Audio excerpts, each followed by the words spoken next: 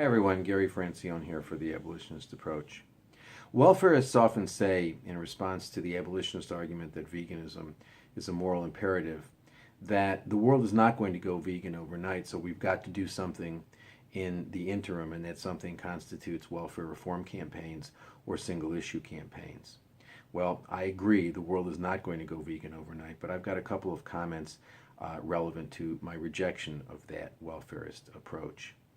First of all, although the world is not going to go vegan overnight, the world is never going to go vegan as long as we're telling people that they can satisfy their moral obligations to non-human animals by being compassionate consumers or consumers of happy or humane products or consumers of certain sorts of animal products but not other sorts of animal products. The world is never going to go vegan as long as we are taking that position, as long as we're telling people that they can satisfy their moral obligations to animals by doing something less than being vegan, they will be less than vegan.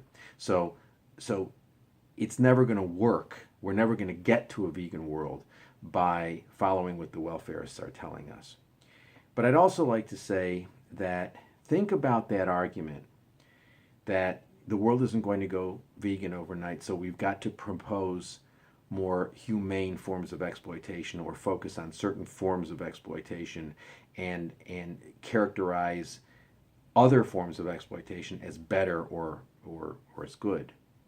Think about that in a human context. Let's take a pervasive human problem, racism. Racism is a horrible, pervasive problem. Would anybody seriously suggest that the answer for racism or that the solution to racism is to propose humane racism? Racism isn't going to go away overnight. It's pervasive. It's problematic. It's structure. It's part of the fabric of our society. It's not going to go away overnight. So should we have humane racism? The answer is nobody would accept that. But where animals are concerned, we don't seem to have a problem, or at least some animal advocates don't have a problem with proposing the solution as humane exploitation.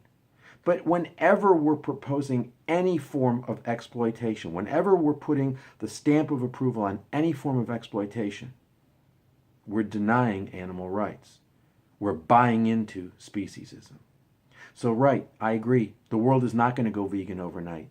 We need to do something in the interim. And the only something that we can do, the only something that's going to get us to a vegan world is creative, nonviolent vegan advocacy. Nothing else will get us there.